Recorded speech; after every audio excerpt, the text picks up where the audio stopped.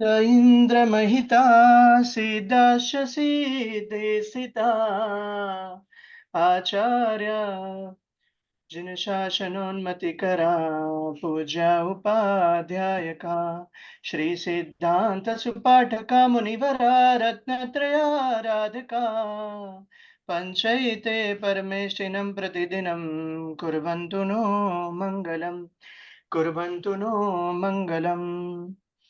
આપણા કર્મોને કાપનારી અને આપણને મોક્ષ આપનારી એવી સામાયિકમાં આજે આપણે બેઠા છીએ. આ સામાયિક તમારા માટે, મારા માટે ખૂબ જ શુદ્ધ રીતે થાય અને આપણે જીવનમાં આગળ વધી શકીએ, મોક્ષ તરફ આગળ વધી શકીએ તેવી આશા સાથે આજનો પ્રોગ્રામ આજે શરૂ કરીએ છીએ.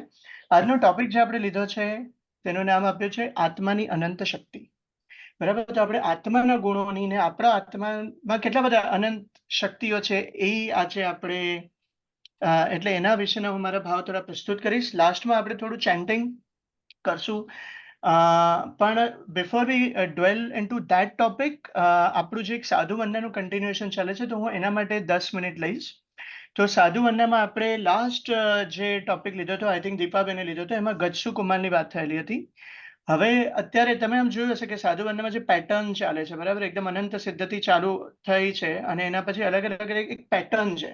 તો પેટર્નમાં ફોર એક્ઝામ્પલ એમાં બધા ભાઈઓની સ્ટોરી આવી એવી રીતે. તો અત્યારે જે ચાલુ છે તો તેમાં લગભગ કૃષ્ણ ભગવાનના કાળની, કૃષ્ણ ભગવાનનો જે સમય હતો એ વખતે કયા તીર્થંકર થઈ ગયા? કોઈ પણ અનમ્યુટ કરીને કહી શકે છે.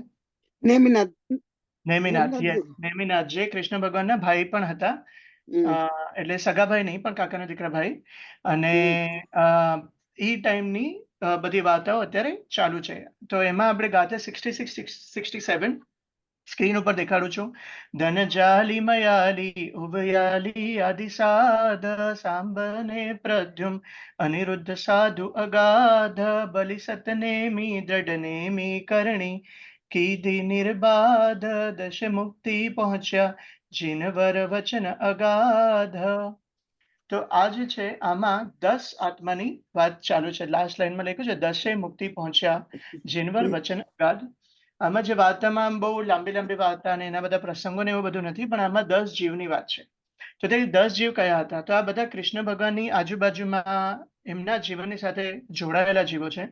તો આ જે ટેબલ છે એમાં તમે જોઈ શકો છો જાલી, મયાલી, ઉવિયાલી, પુરુષસેન અને વીરસેન. આ 5 જીવની વાત છે જે કૃષ્ણ ભગવાનના હાફ બ્રધર હતા. એટલે કૃષ્ણ ભગવાનના ફાધર જે છે વસુદેવ, એમની ખાલી દેવકી એક જ પત્ની નથી, એમની બીજી પત્નીઓ પણ હતી. તો તેમાંની એક પત્ની ધારિણી, એના 5 દીકરા કે જે પણ દીક્ષા લે છે.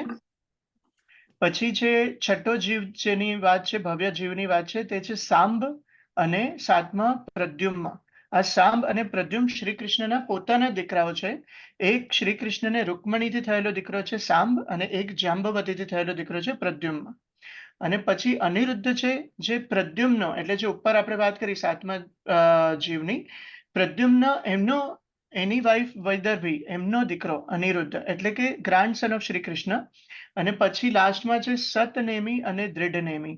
આ સતનેમી અને દૃઢનેમી જે છે તે નેમનાથ ભગવાનના ભાઈઓ, સગા ભાઈઓ થાય છે. એટલે જેમ નેમનાથ રહનેમી છે એવી રીતે પછી સતનેમી અને દૃઢનેમી. તો આ બે જીવોની, સતનેમી અને દૃઢનેમીની વાત છે કે જે કૃષ્ણ ભગવાનને જોઈએ તો એમના ફર્સ્ટ કઝિન થાય અને નેમનાથ ભગવાનના ભાઈઓ થાય. તો આ 10 જીવની વાત છે. આ 10 જીવ સરખા, લગભગ સરખી એજના હતા, લગભગ સાથે સાથે જ બાળપણથી મોટા થયા. એમને ખૂબ જ સારા સંસ્કારો આપવામાં આવ્યા.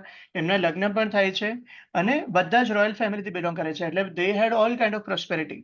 પણ તેમ છતાં તે બધા નેમિનાથ પાસે જ્યારે દેશના સાંભળે છે અને પછી તેમને વૈરાગ્ય ઉત્પન્ન થાય છે.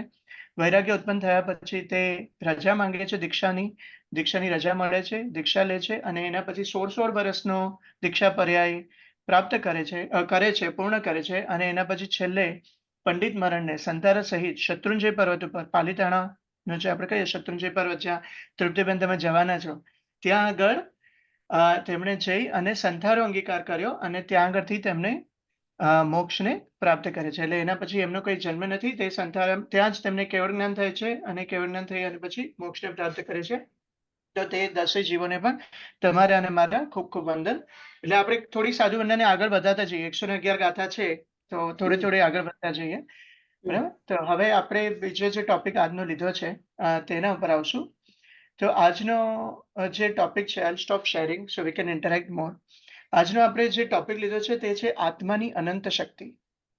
તો આપણે સાધુ વંદનામાં આ બધા જીવોની વાત કરીએ છીએ, બરાબર. આપણે એમ કહીએ ભવ્ય જીવો.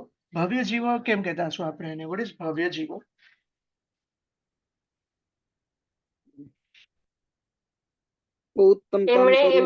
એમના આત્માને મોક્ષ સુધી પહોંચાડવામાં ઉન્નતિ કરી છે એટલા માટે. Yes, yes. એટલે જે આત્માઓ ઓલરેડી પ્રગતિમાં બહુ આગળ વધી ગયા છે એને આપણે ભવ્ય જીવ કહીએ છીએ. એટલે કે તે હળુકર્મી જીવો છે. હવે એના બહુ જ ઓછા કર્મ બચ્યા છે અને એમાંના ઘણા બધા તો બહુ જ પુણ્ય લઈને પણ આવે છે, બરાબર. તીર્થંકર ભગવાન, વાસુદેવ, પ્રતિવાસુદેવ, ચક્રવર્તી, આ બધા ખૂબ જ પુણ્ય પણ લઈને આવે છે. એટલે કે આપણે એને ભવ્ય જીવો કહીએ છીએ. તો આ જે હળુકર્મી જીવ છે, તો તે હળુકર્મી જેમ જેમ જેમ કર્મના આવરણ ઓછા થાય છે તેમ તેમ આત્માના ગુણો પ્રગટતા જાય છે. એટલે આત્મામાં એ ગુણો છે જ. તમારા અને મારા આત્મામાં એ ગુણો ઓલરેડી છે, જે તીર્થંકર ભગવાનમાં પણ છે, વાસુદેવ ભગવાનમાં પણ છે. આ બધા જે ભવ્ય જીવોમાં છે એ છે. પણ આપણે અત્યારે ભવ્ય જીવ એમ આપણા માટેના નથી કહેતા, કારણ કે આપણા ઉપર કર્મનું આવરણ બંધાયેલું છે, બરાબર. તો એ કર્મનું આવરણ જેમ જેમ જેમ ઓછું થાય છે, હળુકર્મી જીવોને આપણે ભવ્ય જીવો કહીએ છીએ. હવે એમાં સૌથી મોટું કર્મ, એમાં 4 ઘાતી કર્મો, જ્ઞાનાવણીય, દર્શનાવણીય, મોહનીય અને અંતરાય. એમાં મને એવું લાગે કે અંતરાયમાં એક ટાઈપ છે, અંતરાય કર્મ પર રેખાબેને આપણને સમજાવ્યું છે. એમાંની એક ટાઈપ છે વીર્યાંતરાય. વીર્યાંતરાય એટલે કે આત્માની વીરતા. આપણામાં કરવાની કેપેબિલિટી છે, આપણે જે ચાહે એ કરવાની કેપેબિલિટી છે, પણ એ કેપેબિલિટીને ઢાંકવાવાળું જે કર્મ છે તેને વીર્યાંતરાય કર્મ કહેવાય છે. તો એનાથી આપણી વીરતા, એકદમ નોર્મલ સાંસારિક ટર્મમાં આપણે કહીએ તો હવે આપણે કંઈક કાર્ય કરવું છે, આપણે પણ આપણી હિંમત નથી થતી, બરાબર. તો આપણે એમ કહીએ, અરે હવે કોઈને દીક્ષાના ભાવ થાય પણ એ પાછળ પડી જાય કે નહીં, મારાથી નહીં થાય, મારા ઉપર તો આ છે જવાબદારી, તે છે જવાબદારી. અથવા કોઈને એવું થાય, ચલો મારે શનિ રવિ આવે છે, ચલો મારે અહીંયા આગળ મારે આ કંઈ સાધના કરવી છે, કે મારે અહીંયા દર્શન કરવા જવું છે. કે કોઈને એવું થાય, એની પાસે બહુ પૈસા છે અને એને એવું થાય કે મારે સંઘ કાઢવો છે. કાઢી શકે એવા બધા સાધનો છે, પણ તોય કશે ને કશે એનામાં હિંમતનો અભાવ આવી જાય ને, તો તે વીર્યાંતરાય કર્મને કારણે થાય છે. કારણ કે તે આપણી વીરતાને, એટલે કે આપણા કેપેબિલિટીને, આપણી હિંમતને ઢાંકવાવાળું કર્મ છે. તો મને એવું વિચાર આવે ક્યારેક ક્યારેક કે આ જે ભવ્ય જીવો છે તેના હળુકર્મી તો છે જ, પણ મેઇન તો એમના અંતરાય કર્મો ઘણા ઓછા થઈ ગયા છે. એટલે કે એમનામાં એટલી બધી વીરતા પ્રગટેલી છે. એમાં ચક્રવર્તીનું આપણે એમ કહેવાય કે ચક્રવર્તી જો દીક્ષા લે તો એ મોક્ષે જાય, અને જો તે દીક્ષા ના લે તો સીધા નરકે જાય. કારણ કે એમનામાં એટલું બધું સામર્થ્ય પ્રગટેલું છે કે એમને ત્યાં ચક્રો, એમને ત્યાં એ બધા રત્નો ઉત્પન્ન થાય, 6 ખંડને જીતે. એટલે એના માટે કેટલી બધી કેપેબિલિટી એમનામાં આવેલી છે. એટલે એમનું અંતરાય કર્મ એટલું બધું તૂટેલું છે કે એમની વીરતા, એમનું હિંમત, એમનું સામર્થ્ય એટલું બધું વધી ગયું છે કે જો તે રાઈટ માર્ગે યુઝ કરવામાં આવે તો પછી તે મોક્ષમાં પહોંચી જાય, અને જો તેને અવળા માર્ગે યુઝ કરે તો તે નરકમાં વયા જાય. તો એટલે એ અંતરાય કર્મ, મને એવું લાગે ઘણીવાર કે તે જ સૌથી વધારે એવું છે કે જેનાથી આપણે ઘણું કરવા માંગીએ છીએ ને આપણે કરી નથી શકતા. તો પછી આત્મામાં અનંત શક્તિ જે છે, તો તેમાં કઈ કઈ શક્તિઓ છે? હવે લાસ્ટ ટાઈમ આત્મસિદ્ધિ જે કરી હતી, તો આત્મસિદ્ધિમાં પણ એટલે આપણે તીર્થંકરો પણ આ જ કહીને આવ્યા છે. એના પછી પણ શ્રીમદ રાજચંદ્ર પણ એ જ કહે છે, દાદા ભગવાન પણ એ કહે છે, બધા એ જ કહે છે કે હું આત્મા છું. તો હું આત્મા છું અને હું અનંત શક્તિવાળો આત્મા છું. તો આપણે જે ખાલી ક્લાસિફિકેશન કરવાનો પ્રયત્ન કરીએ, આમ તો અનંત શક્તિ છે, એટલે અનંતનું તો આપણે કોઈ આમ મેજરમેન્ટ કે આખો લખવા બેસે તો એટલા બધા ગુણો છે કે આપણે લખી ના શકીએ. પણ જો થોડું બ્રોડ રીતે આપણે જો જોઈએ તો સૌથી પહેલું મને એવું લાગે કે અચેતનને ચેતન બનાવવાની શક્તિ છે, બરાબર. અચેતનને ચેતન બનાવવાની શક્તિ એ કઈ રીતે? આપણો આત્મા જો ના હોત આ શરીરમાં તો આ શરીર અચેતન હોત, બરાબર. અચેતનને એટલે કે પૂતગલમાં જ્યારે આત્મા ભળે છે ત્યારે તે જીવ, ત્યારે એ બંને જે એક દેહાધ્યાસ આપણે જે કહીએ કે આત્મા, એ બંનેને એકબીજા જેવું લાગે છે, બરાબર. આપણે આની પહેલા વિભાવ દશાની વાત કરી કે પૂતગલમાં પણ ફરક આવે છે અને આત્મામાં પણ ફરક આવે છે. આત્માને એવું લાગે છે કે હું દેહ છું, દેહને એવું લાગે છે કે હું જીવું છું, બરાબર. દેહ પણ પોતાનું કામ કરવા માંડે છે. જે શિવામી તમે વોલેન્ટરી એન્ડ ઇનવોલેન્ટરી, Yeah. હા, તો Voluntary service. Yes, that starts happening, right? That is because કે એમાં આત્મા છે. જ્યારે આત્મા એમાંથી વયું જશે તો ત્યારે ઓટોમેટિકલી બધું બંધ જ થઈ જવાનું છે. એટલે મને એવું લાગે કે સૌથી મોટી આત્માની જે શક્તિ છે તે અચેતનને ચેતન બનાવવાની શક્તિ છે. કે હમ જેનામાં જો આત્મા ન આવ્યો હોત તો પછી પૂતગલ કાંઈ ન કરત. હમ પણ પૂતગલ એમાં જ્યારે આત્મા ભળ્યો તો એમાંથી એક સેલ્સ મલ્ટીપ્લાય કરવા માંડ્યા, પછી સેલ્સમાંથી ઓટોમેટિકલી આર્ટરીઝ બનવી જોઈએ, વેન્સ બનવી જોઈએ, બોન્સ બનવા જોઈએ, બધું થવા માંડે. હમ અને એ એક જીન્સ કયો જે કયો એમાંથી આખું સ્ટ્રક્ચર આવી જાય બોડીનું, અને એમાં બધી વસ્તુ ઈ જાતે કર્યા કરે, હાર્ટ બીટિંગ, બધા જે નોર્મલ એક જે જેમાં આપણે કંઈ વિચારવું પણ નથી કરવું, જે આપણે કંઈ પણ એ બધી વસ્તુ પોતે કરી શકે છે. અને જેવો એમાંથી આત્મા નીકળી જશે ત્યારે એ પાછું અચેતન થઈ જશે.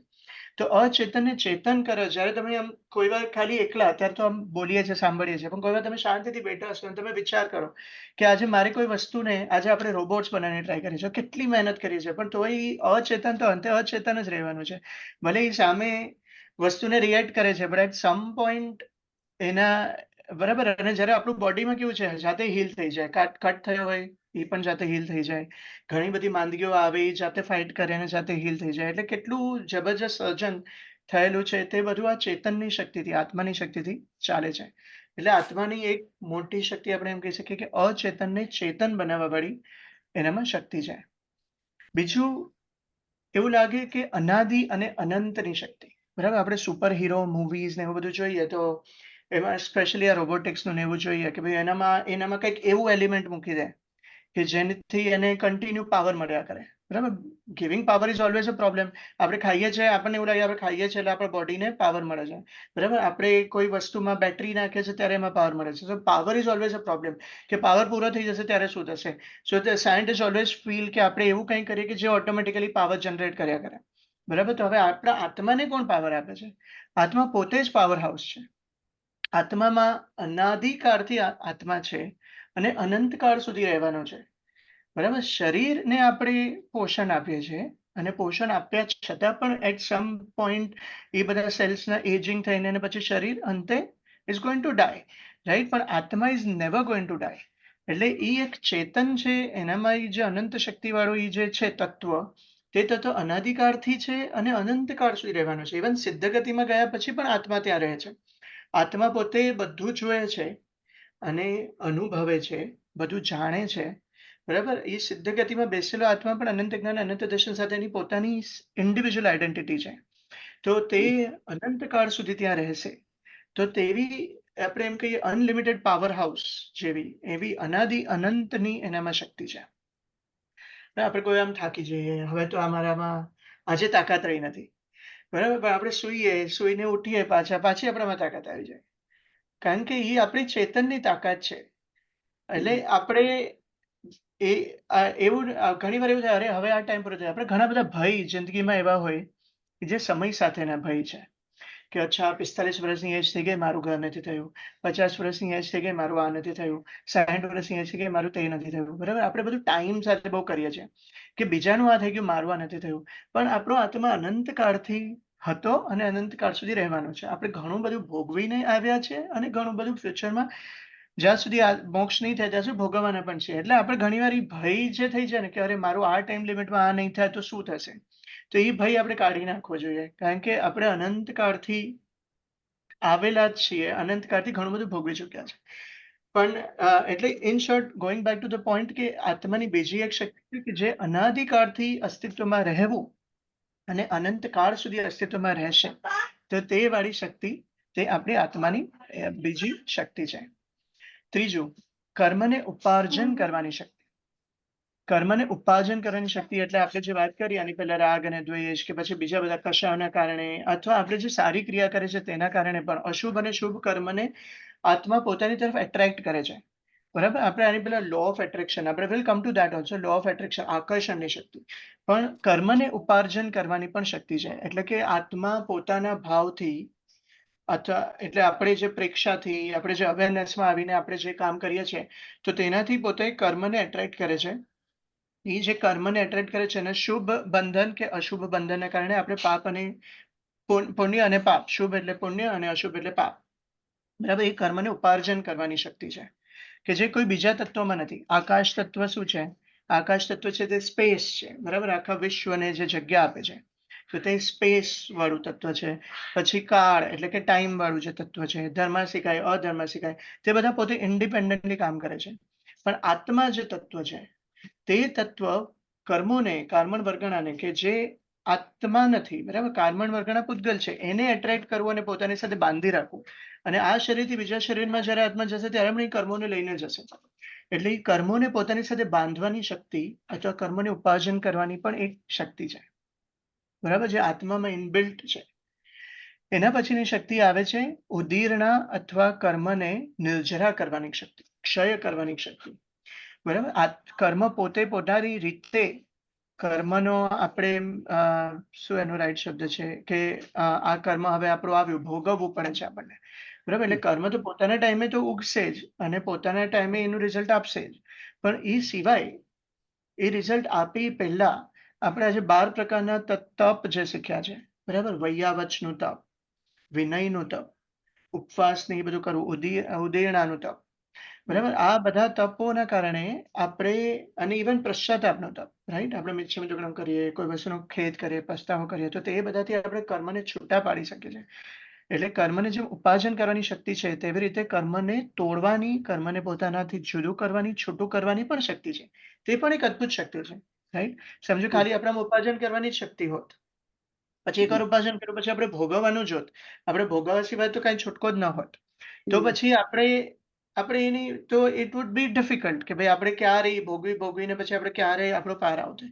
પણ બીકોઝ આ બધા જે તપોના માર્ગ, જ્ઞાનના માર્ગ આ જે બધા આપણને મળ્યા છે, તેનાથી આપણને જ્ઞાની ભગવંતોએ બતાવ્યું કે ભાઈ આ કરવાથી તમે નવું કર્મ ઉપાર્જન પણ નહીં કરો અથવા ઓછું કરશો, અને પહેલાના કર્મોને તમે નિર્જરા કરી શકશો, ક્ષય કરી શકશો. તો તે આત્માની ઉપર લાગેલા કર્મને તોડવાની, છૂટા કરવાની પણ શક્તિ આત્મામાં છે. એટલે આ પણ એક આત્માની અદ્ભુત શક્તિ છે. નેક્સ્ટ, આકર્ષણની શક્તિ. આકર્ષણની શક્તિ તો આ શું છે? આપણે આની પહેલા ઋણાનુબંધની વાત કરી. એકવાર જે હતું કે આપણું એક્શનની સામે રિએક્શન આવે છે તો તે કયા કારણે આવે છે, કે સંજ્ઞાના કારણે આવે છે, એવી રીતે આપણે how do we react, right. તો એમાં એક આવેલો હતો શબ્દ ઋણાનુબંધના કારણે, because I may react differently, same વસ્તુ એક બે જણા કરે છે, તો how I react to the both the person may be different, and that could be because of ઋણાનુબંધ. બીકોઝ એક જણ, બે જણા સમજો સ્ટ્રેન્જર હોય, પણ તેમ છતાં એક જણને જોતા ભેગું મને એવું લાગે, ના યાર આના પર ગુસ્સો નથી આવતો, may be I would not react in the same way to that person, because કંઈક પહેલાના ઋણાનુબંધ છે, બરાબર. આ ઋણાનુબંધ વ્યક્તિઓ સાથે હોય છે, તેવી રીતે જગ્યા સાથે પણ હોય છે, વસ્તુઓ સાથે પણ હોય છે. એટલે કે ઘણીવાર આપણે એમ કહીએ કે એનો જીવ અહીંયા રહી ગયો છે, બરાબર. હવે કોઈને તમને એક જગ્યાનો મોહ હોય, તો એ મોહ હોય તો એના કારણે એ જીવ મૃત્યુ પામીને સમજો કે એ વ્યંતરદેવ બને છે, તો તે વ્યંતરદેવ બનીને પણ એ જગ્યામાં જ રહે. એટલે એ જગ્યામાં પછી લોકો જે બીજા આવે એને કંઈક અનુભવો થાય, કારણ કે ત્યાં આગળ વ્યંતરદેવનો વાસ છે, બરાબર. એટલે આપણે એમ કહીએ કે અહીંયા આગળ એનો જીવ રહી ગયો છે, અથવા કોઈ વસ્તુમાં જીવ રહી ગયો હોય. અને આ વસ્તુ ખાલી વ્યંતરદેવ માટે નહીં, ઇવન તિર્યંશ ગતિમાં જાય તો પણ એવું થાય કે ભાઈ હવે કોઈનો જીવ કોઈ પેલું શું કહેવાય કશે દાટી દીધું છે, ધન કશે પૈસા કે જ્વેલરી કે કશે દાટી દીધું છે, હવે એ મરતી વખતે એનું ધ્યાન એમાં જ છે, અને એ પછી મરીને સમજો કે તિર્યંશ ગતિમાં જાય છે, સમજો સાપ બને છે કે કોઈ ઇન્સેક્ટ બને છે, તો એ ત્યાં જ એનો જન્મ થશે, કારણ કે એનું મન ત્યાં જ છે. એટલે એ એક લો ઓફ એટ્રેક્શન આપણામાં છે, આત્મામાં, દરેક આત્મામાં. અને આ જબરજસ્ત શક્તિ છે, આના પર બુક્સ છે, આને લોકો પોતાના સક્સેસ માટે યુઝ કરે છે, લો ઓફ એટ્રેક્શન. કે ભાઈ તમે વિચારો કે ભાઈ મને આ મળશે, તમે વિચારો કે ભાઈ મારું પ્રમોશન થશે, મારી પાસે આ કાર આવશે, મારી પાસે આટલી પ્રોપર્ટી આવશે, તો તમે જે વિચારશો અને તમે એને ઘૂંટ્યા જ કરશો, તો you can actually attract a lot of wealth in your life. તો ખાલી એવી રીતે હેલ્થ માટે પણ તમે સમજો, if you are unwell but you think positive and you think કે ભાઈ મને આખું વર્લ્ડ હેલ્પ કરી રહ્યું છે, મને બધા પાવર્સ મારામાં આવી રહ્યા છે, મારું બોડી હીલ થઈ રહ્યું છે, તો તમે એવી રીતે પોઝિટિવ થિંકિંગ કરીને તમે actually you can make difference in your health. જે positive, I mean there are also so many articles on this, કે ભાઈ જે વ્યક્તિ, two person going through same kind of disease and same kind of treatment, જે positive એન્વાયરમેન્ટમાં રહે છે, positive thoughts સાથે રહે છે, તો તેનું હિલિંગ જલ્દી રહે છે. અને જ્યારે કે જે કોઈ ડિપ્રેશનમાં ને એવી રીતે રહે છે કે ભાઈ હવે તો મારું કાંઈ નહીં થાય, કાંઈ નહીં થાય, તો પછી તેનું હિલિંગ એના ઉપર દવાઓ પણ અસર નથી કરતી. એટલે એ પણ એક આપણા આત્માની જ શક્તિ છે કે લો ઓફ એટ્રેક્શન, આપણે જે વસ્તુને એટ્રેક્ટ કરવા માંગીએ છીએ તે વસ્તુ આપણી પાસે આવે છે. ઓફકોર્સ એમાં બીજી બધી વસ્તુ પણ કર્મોનો પણ રોલ છે. એટલે હવે સમજો હું અત્યારે બેસીને મેં ક્યારે પહેલા દાન કર્યું નથી, કે મેં ક્યારે એવા શુભ કામો કર્યા નથી, મેં બધા અશુભ કર્મો જ ઉપાર્જન કર્યા છે કે જેના કારણે સમજો હું અત્યારે ભોગવી રહ્યો છું કે મારી પાસે પૈસા નથી, મારી પાસે કદાચ સારું શરીર નથી, કોઈ સારી જોબ નથી, બોલવાની સમજો ક્ષમતા નથી, પણ હું ખાલી પોઝિટિવ થિંકિંગ હમણાં કર્યા કરીશું, કદાચ અત્યારે ને અત્યારે મને એ નહીં મળે, કારણ કે મારે કર્મોનું આવરણ આવી રહ્યું છે. પણ એ જે લો ઓફ એટ્રેક્શનથી આત્મા જે બધી વસ્તુને એટ્રેક્ટ કરશે, કે હું હવે લો ઓફ એટ્રેક્શનમાં એક બીજું એમ કહી શકીએ નિયાણોની શક્તિ, બરાબર? તો એ પણ આવે છે કે એટલે એટ્રેક્શનની શક્તિ તમે સમજી ગયા, રાઈટ? કે આપણે જે વિચારશું, કે આપણે જેને એટ્રેક્ટ કરીને ટ્રાય કરશું એને આપણે કરી શકશું. તો તે પણ એક આત્માનો ગુણ છે. પછી દ્વેષની, હવે આકર્ષણ એટલે થઈ ગયો રાગ, બરાબર? યુઝ્યુઅલી રાગની આપણે શું ડેફિનેશન કરી હતી કે જે સુખને ભોગવ્યું છે, ભોગવી રહ્યા છે, કે ભોગવવાના છીએ, ભોગવવાની આશા છે, તે વસ્તુની, તે સાધનોની આપણે ઝંખના કરીએ તે રાગ થઈ ગયો, બરાબર? એટલે એક એટ્રેક્શન, લો ઓફ એટ્રેક્શનમાં જોને રાગને પણ ગણું છું કે ભાઈ મને આ વસ્તુ મળે, તે આપણે જો વિચારીએ તો તે રાગમાં આવી ગયું. એવી જ રીતે દ્વેષ અથવા લો ઓફ રિપેલિંગ, તમે કોઈ વસ્તુ તમે વિચારો ભાઈ મને આ જોઈતું જ નથી, મને આ ગમતું જ નથી, તો તમને ધીમે ધીમે ધીમે એવો ટાઈમ આવશે કે એ વસ્તુ પછી તમને મળશે જ નહીં. હવે આજે સિયારા હોય એ પછી જમવા, મારી ડોટરનું નામ સિયારા છે, એ જમવા બેસે પછી કોઈ વાર એને કઈ વસ્તુ ના ભાવે, એકદમથી મોઢું ચડાવે જોઈને જ કે આવું શું બનાવ્યું છે, આ શાક, તો પછી આપણે એને શું સમજાવે, અમે એમ સમજાય જો તું અત્યારે આવું કરશે ને ઘણાને મળતું જ નથી, તને નહીં મળે, આપણે થેન્ક કરવું જોઈએ કે ભાઈ મને આ મળ્યું છે, ગ્રેટિટ્યુડની ભાવના રાખવી છે. તો આપણે છોકરાઓને પણ એમ કહીએ કે ભાઈ તું હમણાં કહેશે કે મને આ નથી ભાવતું, તો ભાઈ ક્યારે મળશે નહીં, બરાબર? આ વસ્તુ રિયલ લાઈફમાં પણ થાય છે કે તમે કોઈ વસ્તુ, આની પહેલા મેં એકવાર વાત કરેલી દ્વેષની, કે સમજો કોઈ ધર્મની ક્રિયા કરતું હોય અને આપણાથી એવું બોલાઈ જાય કે હવે શું આવું કરે છે, મતલબ એની બદલે તું ચાલ મારી સાથે મૂવી જોવા ચાલ, ક્યાં સમય કરવા બેસે છે. હવે આપણે એમાં દ્વેષ ભાવ કર્યો, આપણે વ્યક્તિ ઉપર એ કર્યો, ને આપણે એ જે ક્રિયા હતી, જે ધર્મની ક્રિયા હતી એના માટે કર્યો. હવે જો એ દ્વેષ આપણામાં બહુ ઊંડો ઉતરી જાય. ઘણા લોકોમાં જૈન છે ને એવા લોકોને હું મળ્યો છું કે જે ઘણીવાર એવું બોલે, અરે મારા સાહેબ તો આવા હોય, મારા સાથે તો આવા હોય, મોબાઈલ વાપરે છે, જઈએ ત્યારે પચકાણ આપી દે છે, દાન દેવા માટે કહે છે, પૈસા માંગે છે, દિગંબર મારા સમનું પણ અપમાન કરે, કે આવે તે કપડા વગર ફરે છે.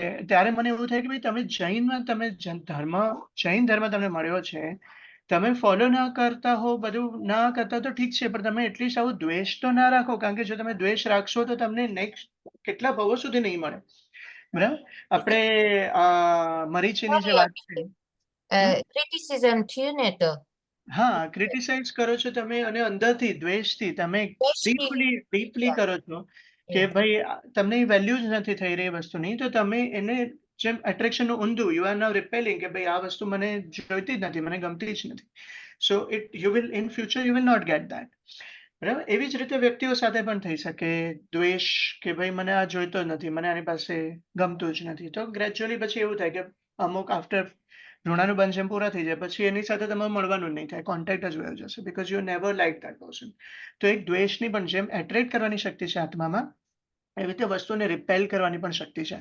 So we have to use that very carefully, right? કે આપણે કઈ વસ્તુને રિપેલ કરીએ છીએ, કઈ વસ્તુને આપણે કહીએ છીએ કે આ મને નથી જોઈતી, right? So we have two be little bit careful about that. Well ideally as per આપણે જૈન દર્શન, વી શુડ નોટ હેવ રાગ ઓર દ્વેષ, રાઈટ? આપણે કોઈ વસ્તુને એટ્રેક્ટ પણ નથી કરવી ને આપણે કોઈ વસ્તુને રિપેલ પણ નથી કરવી. આપણે જે આવે છે ખાલી એને ભોગવવું છે સમભાવે, અને આપણે એનો નિકાલ કરવો છે. પણ બીકોઝ આપણે સંસારમાં છીએ, even we tend to do this things, right? We tend to feel કે ભાઈ મને આ જોઈએ છે મારા માટે, કે મારા પરિવાર માટે, કે આ મને નથી જોઈતું, but we should try to keep that low or be very mindful કે આપણે કઈ વસ્તુને આપણે એટ્રેક્ટ કરીએ છીએ અને કઈ વસ્તુને આપણે રિપેલ કરીએ છીએ. અને પછી એક મને એવું લાગે નિયાણાની શક્તિ. હવે ઘણી સ્ટોરીઝમાં એવું આવે છે કે આપણે જે વસ્તુ કરી, આપણે ક્રિયા કરી, સામાયિક કરી, ઉપવાસ કર્યો, કોઈ પણ ધર્મની ક્રિયા કરી, દાન કર્યું, અને ઘણા ઘણા તો બહુ મોટા મોટા તપશ્ચર્યા કરી હોય એવી સ્ટોરીઝ આવે છે કે માસ કમણ ઉપર માસ કમણ કર્યા, અને પછી એકદમ લાસ્ટ મોમેન્ટમાં નિયાણું કરી લે કે આ મારી આ જે મેં ક્રિયા કરી એનું કાંઈ પણ ફળ હોય તો મને આ ફળ મળજો, કરીને. તો એને નિયાણું શબ્દ કહેવામાં આવે છે. એ નિયાણુંને મિથ્યાત્વની કેટેગરીમાં કહેવામાં આવે, કારણ કે તમે નિયાણું ક્યારે કરો છો? તમે આત્માનું સ્વરૂપ ભૂલી ગયા છો. તમે ભૂલી ગયા છો કે જે કર્મ છે એને હું ભોગવું છું. બરાબર? તમે you are now trying to change the course of action. You are now trying to change your future, right? કે ભાઈ હવે આનું મને આ ફળ મળવું જોઈએ, હવે આ થવું જોઈએ. એટલે એને મિથ્યા દ્રષ્ટિમાં ગણવામાં આવે છે નિયાણું જો કરીએ તો. એટલે જેમ દ્રૌપદીને વિચાર આવેલો, દ્રૌપદીને પહેલા આગલા જન્મમાં દીક્ષા લીધી હતી, અને દીક્ષા લીધી હતી પણ એનું શરીર એવું હતું કે એને કોઈ અડી ના શકે. એટલે she was always craving that thing. તો પછી જ્યારે એણે કોઈ બીજી એક પેલી વેશ્યાને જોઈ કે જે 5 પુરુષ સાથે હતી, તો ત્યારે એણે નિયાણું કર્યું કે ભાઈ મારી કઈ આ બધી તપશ્ચર્યાનું ને બધાનું કઈ હોય તો મને પણ આવું સુખ મળજો. તો પછી એને હતી સતી હતી, અને પહેલા જૈન ધર્મનું બધું પાલન કરેલું, પણ એને જે નિયાણું કર્યું એ ખોટું હતું. બરાબર? એટલે કોઈ પણ વસ્તુનું નિયાણું આપણા દર્શનમાં જૈન દર્શન ના પાડી છે, પણ નિયાણાની પણ શક્તિ છે. એટલે આત્માની શક્તિ જે આપણો ટોપિક છે, એ topic going by the topic, yes, એ પણ એક આપણામાં શક્તિ છે કે જો આપણે ચાહીએ તો આપણે જે પણ વસ્તુઓ કરી છે, જે પણ ક્રિયા કરી છે, તેનું મને શું ફળ મળવું જોઈએ તે પણ આપણે ડીપલી ડિઝાયર કરી શકીએ છીએ કે ભાઈ મેં આ જે પણ બધું કર્યું મને એનું આ ફળ મળજો, તો તે થાય છે. તો આવી રીતે આત્માની અલગ અલગ રીતની હજી તો કેટલા અનંત ગુણો હશે, પણ હું જ્યારે ટોપિક પર વિચાર કરતો હતો તો ત્યારે કે અલગ રીતે દ્રષ્ટિકોણથી વિચારતો હતો, તો પછી આ જે મેં અમુક લિસ્ટ ડાઉન કર્યા કે ભાઈ આ શક્તિઓ આપણામાં એવિડન્ટ છે. બરાબર? અચેતનને ચેતન બનાવવાની શક્તિ, અનાદિ અનંત સુધી રહેવાની શક્તિ, કર્મનું ઉપાર્જન કરવાની શક્તિ, કર્મનો ક્ષય કરવાની શક્તિ, આકર્ષણની શક્તિ, રિપેલ કરવાની શક્તિ, એટલે કે જેને રાગ અને દ્વેષમાં પણ આપણે કહી શકીએ નિયાણાની શક્તિ. બરાબર? આવી બધી આપણા આત્મામાં અનંત શક્તિઓ રહેલી છે. તો એક વાત થોડું લાઇટ કરીએ ટોપિકને. એક રાજા હતો અને એ રાજા ખાવાનો બહુ શોખીન હતો. તો રોજ બધું બહુ ખાય, બ્રેકફાસ્ટ, ફાફડા, ગાંઠિયા, જલેબી ખાવાની, અને પછી લંચ બધું ખાય, હેવી ખાય, ડિનર ખાય, અને પછી ધીમે ધીમે ઓવરવેટ થઈ ગયો. તો પછી 2-4 વર્ષ થઈ ગયા, એટલો ઓવરવેટ થઈ ગયો કે એને પોતાને ડિફિકલ્ટ લાગવા લાગ્યું. મૂવ અરાઉન્ડ થવું હોય તો એને ડિફિકલ્ટ લાગવા માંડ્યું. તો એણે એના વૈદ્યને બોલાવ્યો અને વૈદ્યને કીધું કે મારું વજન બહુ વધી ગયું છે, તો મને કંઈક એવી દવા આપ કે જેથી મારું વજન ઘટે. તો વૈદ્યએ એને ચેક કર્યું અને પછી વૈદ્યએ કીધું જો તમારે વજન ઘટાડવું હોય ને તો તમે સૌથી પહેલા તો હેવી બ્રેકફાસ્ટ બંધ કરો, સવારે 2 માઇલ ચાલો, અને આવી રીતે થોડી એક્સરસાઇઝ કરો, અને તમે શું ખાઓ છો એ બધું તમે કંટ્રોલમાં રાખો.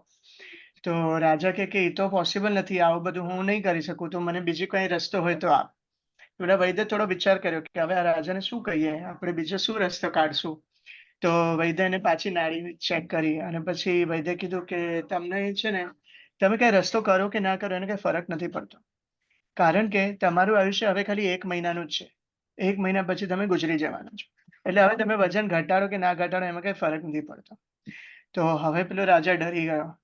તો પછી વૈદ્ય કીધું હવે આમાં કઈ કરવાનું છે નહીં, એટલે હું રજા લઈ છું. વૈદ્ય તો વયો ગયો. હવે રાજાને શું થઈ ગયું, હવે રાજાને બધે ખાવા પીવામાં બધા રસ ઉડી ગયો, કારણ કે એને થઈ ગયું હવે તો મારું મૃત્યુ આવવાનું જ છે. હવે તો એને કઈ ખાવાનું કઈ આપે તો એને ટેન્શન એટલું આવી ગયું, ખાઈ નથી શકતો, અહીંયા ત્યાં બેચેનીમાં ફરે છે, આખો દિવસ મહેલમાં આટા માર્યા કરે કે હું શું કરું. અને પછી મહિનો જયારે પતવા આવ્યો ત્યારે એ દિવસે સવારે રાજા બેઠો કે બસ આજે તો છેલ્લો દિવસ છે, આજે ગમે ત્યારે મારું મૃત્યુ થશે. ત્યારે ત્યાં વૈદ્ય આવ્યો. પછી વૈદ્ય આવીને કીધું રાજા આજે તમે તમારું વજન કરો. તો વજન કર્યું તો 10 કિલો વજન ઓછું આવ્યું. તો હા, તો રાજા કે પણ શું ફાયદો, હવે મારે તો મરવાનું છે, આજે મારો છેલ્લો દિવસ છે. પછી વૈદ્ય કીધું કે ના તમારે આજે મરવાનું નથી, આજે તમારો છેલ્લો દિવસ નથી. તો રાજા કે શું વાત કરે છે?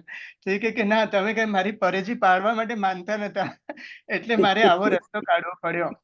અને એના કારણે તમારું વજન જો 10 કિલો ઘટી ગયું. હવે તમે આવી રીતની લાઈફસ્ટાઈલ જો રોજ રાખશો, બધું ખાવા પીવામાંથી બધો રસ ઓછો કરશો અને આવી રીતે મહેલમાં હાલવા ચાલવાનું રાખશો તો તમારું વજન ઓછું જ રહેશે. તો આમાં આ જે હતો તો આણે કેમ કર્યું, જે એને પહેલા કરવું હતું એને વૈદ્ય કીધું કે આ તમારે કરવું જોઈએ તો નહીં કર્યું, પણ ભયના કારણે કર્યું. ભયના કારણે, યસ. એટલે એવી જ રીતે આપણે પણ ધર્મનું આટલું બધું સાંભળીએ છીએ અને આપણને ખબર પણ છે કે આપણે આવું કરવું જોઈએ, આપણે કંદમૂળનો ત્યાગ કરવો જોઈએ, આઠમ પાખીને લીલોતરીનો ત્યાગ કરવો જોઈએ, પછી થોડું ધાર્મિક વાંચન કરવું જોઈએ, ચર્ચાઓ કરવી જોઈએ, અને મેઇન તો આપણી બધી ડે ટુ ડે એક્ટિવિટીમાં આપણે થોડું માઇન્ડફુલ, બરાબર, જાગૃતતા, કે હું કેવી રીતે રિએક્શન આપું છું, હું કેવી રીતે ક્રિયા કરું છું, હું કશે જતના, મારાથી કોઈ જીવત તો મરી નથી જતી, હું બોલું છું એનાથી કોઈને હર્ટ તો નથી થતું, બરાબર. આ બધી વસ્તુનું સિમ્પલ આપણે પાલન કરવાનું છે. પણ એ પાલન આપણે ઘરમાં જ કેટલા એવા છે કે આપણે જ્યારે એની સાથે વાત કરીએ કે ભાઈ તમે આ કરો, તો આપણને એ વેવલા ગણે, બરાબર. આપણને જ્યારે એમને એવો ટાઈમ આવશે ત્યારે એમને પોતાને જ પછી એવું થશે, હાય, મેં મારી આખી જિંદગી આ બધામાં જ કાઢી નાખીને વેડફી નાખી. બરાબર. પછી છેલ્લી મોમેન્ટના પછી જે થશે એ કરશે કે હવે હું દાન આપું, હવે હું ચેરિટીમાં આપું, હવે હું આ કરું તે કરું. પણ આપણી પાસે જે અત્યારે ટાઈમ છે ને આપણામાં હવે ખબર છે કે આટલી આત્માની અનંત શક્તિ છે, તો આપણે એ શક્તિને પ્રગટાવીએ, રાઈટ. તો એ છે. તો હવે એને જ લગતો we still have 15-20 minutes. Okay, તો એક હિન્દીમાં લાઈન છે, કરત કરત અભ્યાસ કે જડમતી હોય સુજાન, રસરી આવત જાત કે સિલ પર પરત નિશાન. કરત કરત અભ્યાસ છે એટલે કે અભ્યાસ કરી કરીને જડમતી હોત સુજાન, એટલે કે જે જડ છે એ પણ જ્ઞાની બની જાય છે. રસરી આવત જાવત કે એટલે અહીંયા કૂવાની રસીની વાત છે. જ્યારે કૂવામાંથી પાણી કાઢે ને તો એ રસી અંદર જાય, બહાર આવે, બરાબર. સિલ પર પરત નિશાન એટલે જે કૂવાની બોર્ડર હોય ને તો એમાં જ્યાંથી રસ્સી આવજાવ થતી હોય ને તો એમાં પણ નિશાન પડી જાય, કારણ કે એના ઉપર ઘસાય ને એ પથ્થર હોય, પથ્થરમાં પણ નિશાન પડી જાય. એટલે અહીંયા પ્રેક્ટિસ મેક્સ અસ પરફેક્ટની વાત ચાલુ છે કે આપણે જેમાં દર રવિવારે ભેગા થઈએ છીએ, સામાયિક કરીએ છીએ, બરાબર. તમે ઘણા ભવ્ય જીવો છો જે રોજ સામાયિક કરો છો, પ્રતિક્રમણ કરો છો, એ બધું. તો આ this practice is going to make us perfect. રૂપલબેને પણ સંકેતની જે વાત કરી એમાં એમણે વાત કરી હતી કે દૂધમાંથી પહેલા દહીં બને, સ્થિરતા આવે, પછી વલોવાય, પછી માખણ બને, પછી તપે ત્યારે એનું ઘી બને. એવી રીતે આપણે practice will make us perfect. એટલે આપણે ભલે લાસ્ટ મોમેન્ટના કરવાવાળા કરશે, પણ આપણે એ લાસ્ટ મોમેન્ટની રાહ નથી જોવી. આપણે એવો નિશ્ચય કરીએ કે ભાઈ હું અનંત આત્માવાળો, અનંત શક્તિવાળો આત્મા છું. હું રાતે લેટ સૂતો છું. Please, I am talking, don't make sorry, અહીંયા કિડ્સ આવીને બેસી ગયા છે.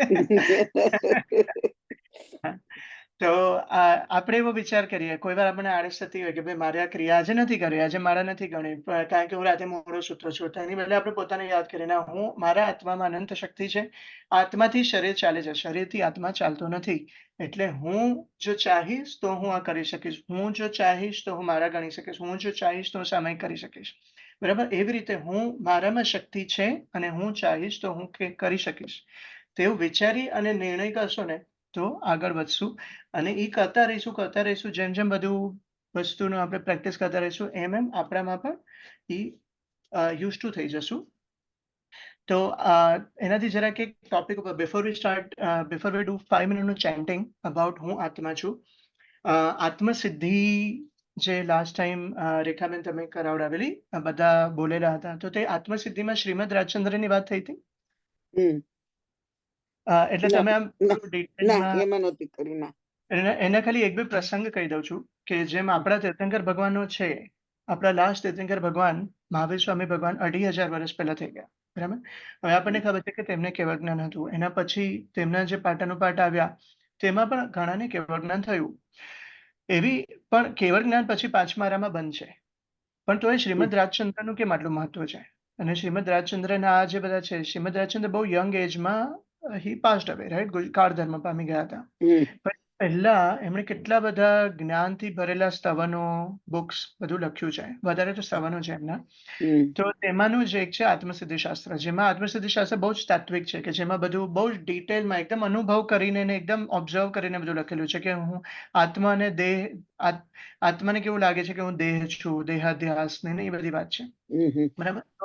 તે શ્રીમદ રાજચંદ્રની જો કોઈને વાત ના ખબર હોય તો ખાલી શોર્ટમાં કહી દઉં કે તે જ્યારે 7 વર્ષના હતા ત્યારે તેમણે કોઈની ચિતા બળતી જોઈ, તેમના નેબરહુડમાં કોઈની ચિતા બળતી જોઈ. ત્યારે બધા લોકો એમને બોડીને, એ જે કોઈ ગુજરી ગયું હતું એની બોડીને લઈને જતા હતા. નાના છોકરાને અલાઉડ ના હોય તો તે છુપાઈને ગયા, અને પછી એક ઝાડ ઉપર ચડીને જોતા હતા કે આમને શું કરે છે, કારણ કે એ બહુ ક્યુરિયસ હતા ત્યારે. તો એમને થયું કે આ માણસ છે, આ માણસ તો સૂતો છે, તો આ સૂતો છે તો આને કેમ લઈ જાય છે, આને કેમ બાંધી દીધો છે, બાંધીને લઈ જાય છે, એમ જોતા હતા. અને પછી એને જોયું કે અરે આને તો લાકડા પર મૂક્યો, અરે આને તો આગ લગાડી દીધી, બરાબર, આને ચિતા સળગાવી દીધી. તો એ એકદમ એમને પહેલા તો આઘાત જ લાગ્યો આ બધું જોઈને. આ વસ્તુ કોઈ જોઈ ના હોય તો એને એકદમ પહેલા તો આઘાત જ લાગ્યો. પણ એ જે લાગ્યો, એ જે શોક, એમાં જે વિચાર કરતા એમને જાતિસ્મરણ જ્ઞાન થઈ ગયું. અને એમ કહેવાય છે કે એમને આઈ થિંક 700 કે 900 ભવ પહેલા પોતાને યાદ આવી ગયા. જાતિસ્મરણ જ્ઞાનમાં એવું હોય કે જ્યાં સુધી કોઈ અસંજ્ઞીનો ભાવ ન હોય ને ત્યાં સુધીનું તમને યાદ આવે. એટલે કે જો તમને ચૌરેન્દ્રિય ઇન્સેક્ટનો કે એકેન્દ્રિયનો કોઈ ભાવ હોય તો ત્યાંથી બ્લોક થઈ જાય. ઈ અને એની પહેલાનું યાદ ના આવે. પણ એ પહેલાના જેટલા પણ પંચેન્દ્રિયના ભાવ હોય, ચાહે તે તિર્યંશ એટલે ઘોડાનો, ગાયનો, એવા કોઈ ભાવ હોય તો એ યાદ આવે. નરકનો ભાવ હોય તો એ પણ યાદ આવે. દેવનો ભાવ હોય તો એ પણ યાદ આવે. મનુષ્યનો ભાવ હોય તો એ પણ યાદ આવે. એટલે એમને જાતિસ્મરણ જ્ઞાન થઈ ગયું. આઈ થિંક 700 કે 900 ભાવ સુધીના એમને ભાવો બધા પોતાને દેખાણા અને ત્યાંથી આખા બદલાઈ જ ગયા. એ જાતિસ્મરણ જ્ઞાન સાથે એમનામાં એટલી બધી આત્માની શક્તિઓ બધી પ્રગટ થઈ ગઈ કે એ પછી જેમ જેમ મોટા થયા, એ સ્કૂલમાં જતા થયા, તો સ્કૂલના ટીચર્સને પણ ખબર પડી કે આ તો કંઈ અદ્ભુત જ છે. અને જે શ્લોક જે એક વાર સાંભળે છે તે બધા એને યાદ રહી જાય છે. એ પછી થોડા મોટા થયા, એમની જ્ઞાનની ચર્ચા એટલી બધી દૂર સુધી થવા માંડી કે એમને મળવા માટે 2 જણા આવ્યા કે અમે તમને કાશી મોકલીએ ભણવા માટે, ત્યાં તમે મોટા વિદ્વાન થશો. તો એ જે 2 જણા જે આવતા હતા ત્યાં શ્રીમદ રાજચંદ્ર સામેથી એ જ રસ્તે ગયા અને તે બંને વ્યક્તિને નામથી બોલાવ્યા. એ લોકોએ ક્યારે એમને મળ્યા નતા, ક્યારે ઇન્ટ્રોડક્શન નતું કર્યું અને એમને નામથી બોલાવ્યા. તો આ લોકો શોક થઈ ગયા કે તમે કઈ રીતે અમારા નામ જાણો છો. તો પછી એમણે કીધું કે મને ખબર છે તમારા નામ શું છે અને મારે કશે જવું નથી ભણવા માટે, હું અહીંયા જ બરાબર છું. ત્યારે તે જે 2 જણા આવ્યા તેને સ્પોન્સર કરવાના હતા ફૂલ, કે તમે કાશી જાઓ, તમને ફૂલ અભ્યાસ માટે અમે સ્પોન્સર કરશું. એ પણ સમજી ગયા કે અમને કશે જવાની જરૂરત નથી, એમનામાં અંદરથી જ એટલું જ્ઞાન પ્રગટેલું છે.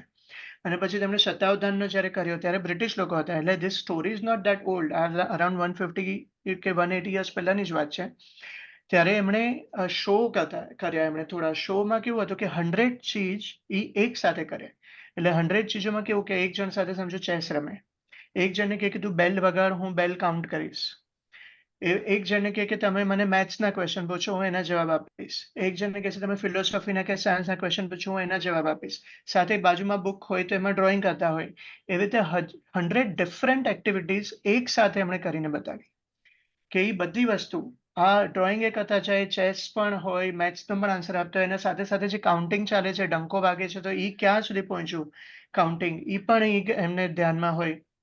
તો એમણે બતાવ્યું કે જેમ તમે આપણે શરીર ચાલતું હોય, આપણે વાત કરતા હોય, એની સાથે સાથે આપણે ડ્રાઇવિંગ પણ કરતા હોય છે, એની સાથે સાથે હાર્ટ પણ બીટ થાય છે, એની સાથે સાથે લંગ પણ બ્રીથ કરે છે. કેટલું બધું કામ એક સાથે કરી રહ્યું છે આપણો આત્મા. એટલે એવી આત્મામાં શક્તિ છે. તો એ એમણે એવિડન્ટ કરીને બતાવ્યું કે આ તમે કરી શકો છો, કે આપણે ઘણી બધી વસ્તુને એક સાથે હેન્ડલ કરી શકીએ છીએ. એટલે એવી રીતે એમના આત્માના ગુણો પ્રગટ્યા હતા. અને એના પછી તો બ્રિટિશ જે હતા એમણે કીધું કે તમે will take you to England ને ત્યાં તમે આવા શોઝ કરો. પણ એમણે કીધું કે મારે એ બધું પર્પઝ જ નથી આનો. પછી એમણે શોઝ બંધ પણ કરી દીધા. પણ એવા જે શ્રીમદ રાજચંદ્ર હતા, એવા જે શ્રીમદ રાજચંદ્ર હતા, તેમણે આ આત્મસિદ્ધિ શાસ્ત્ર લખ્યું છે અને તે પણ વાંચવા જેવું. ને એમના બીજા બધા જે સ્તવનો છે તે બધામાં પણ ઘણું બધું છે. એક છે હું આત્મા છું, હું આત્મા છું, યુટ્યુબ ઉપર તમને મળશે. એ ખાલી 10-15 મિનિટ સાંભળીએ ને તો પણ ઇટ્સ લાઈક મેડિટેશન માટે રીતના સારું છે. આપણે 5 મિનિટ માટે ઇફ યુ આર ઓકે તો વિલ ડુ ચેન્ટિંગ. એકવાર હું બોલીશ પછી એકવાર તમે બોલજો. તમે બધા મ્યુટ ઉપર છો. એક જણો કોઈ ખાલી અનમ્યુટ, રેખાબેન તમે અનમ્યુટ છો તો મે બી તમે કરશો ને તો દેટ વિલ બી ગુડ. બધા અનમ્યુટ કરશે ને તો બહુ અવાજ થવા માંડશે. સો એમાં આપણે 3 પદ બોલશું. પહેલું આપણે 9 વાર હું આત્મા છું, પછી હું શુદ્ધ આત્મા છું અને પછી હું અનંત શક્તિ વાળો શુદ્ધ આત્મા છું. So you all please close your eyes, try to feel it કે ભાઈ હું આત્મા છું. અને yes, hopefully you will enjoy. હું આત્મા છું, હું આત્મા છું, હું આત્મા છું, હું આત્મા છું, હું આત્મા છું, હું આત્મા છું, હું આત્મા છું, હું આત્મા છું, હું આત્મા છું, હું આત્મા છું, હું આત્મા છું, હું આત્મા છું, હું આત્મા છું, હું આત્મા આત્મા છું. હું આત્મા છું. હું આત્મા છું. હું આત્મા છું. હું આત્મા છું. હું શુદ્ધાત્મા છું. હું શુદ્ધાત્મા છું. હું શુદ્ધાત્મા છું. હું શુદ્ધાત્મા છું. હું શુદ્ધાત્મા છું. હું શુદ્ધ આત્મા છું. હું શુદ્ધાત્મા છું. હું શુદ્ધાત્મા છું. હું શુદ્ધાત્મા છું. હું શુદ્ધાત્મા છું. હું શુદ્ધાત્મા છું. હું શુદ્ધાત્મા છું. હું શુદ્ધાત્મા છું. હું શુદ્ધાત્મા છું. હું શુદ્ધાત્મા છું. હું શુદ્ધાત્મા છું. હું શુદ્ધાત્મા છું. હું શુદ્ધાત્મા છું. હું અનંત શક્તિવાળો શુદ્ધ આત્મા છું. હું અનંત શક્તિ વાળો શુદ્ધ આત્મા છું. હું અનંત શક્તિવાળો શુદ્ધ આત્મા છું. હું અનંત શક્તિ વાળો શુદ્ધ આત્મા છું. હું અનંત શક્તિવાળો શુદ્ધ આત્મા છું. હું અનંત શક્તિ વાળો શુદ્ધ આત્મા છું. હું અનંત શક્તિવાળો શુદ્ધ આત્મા છું. હું અનંત શક્તિ વાળો શુદ્ધ આત્મા છું. હું અનંત શક્તિવાળો શુદ્ધ આત્મા છું. હું અનંત શક્તિ વાળો શુદ્ધ આત્મા છું. હું અનંત શક્તિવાળો શુદ્ધ આત્મા છું. હું અનંત શક્તિ વાળો શુદ્ધ આત્મા છું. હું અનંત શક્તિવાળો શુદ્ધ આત્મા છું. હું અનંત શક્તિ વાળો શુદ્ધ આત્મા છું. હું અનંત શક્તિવાળો શુદ્ધ આત્મા છું. હું અનંત શક્તિ વાળો શુદ્ધ આત્મા છું. હું અનંત શક્તિવાળો શુદ્ધ આત્મા છું. હું અનંત શક્તિ વાળો શુદ્ધ આત્મા છું. ઓમ શાંતિ શાંતિ. ઓમ શાંતિ શાંતિ શાંતિ. સો આઈ ફીલ આજ ઘણા તમારામાંથી જો કોઈ દાદા ભગવાનમાં ગયા હશે ને તો તેમાં જ્ઞાન વિધિમાં પણ આ બોલાવે છે, હું આત્મા છું, હું શુદ્ધ આત્મા છું. એમાં અલગ અલગ પદ આવે છે કે હું અનંત શક્તિવાળો છું, હું આનંદ સ્વરૂપ છું. બરાબર, એટલે આપણા આત્માના કેટલા બધા ગુણો છે એમાં પણ એ લોકો અલગ અલગ રીતે બોલાવે છે.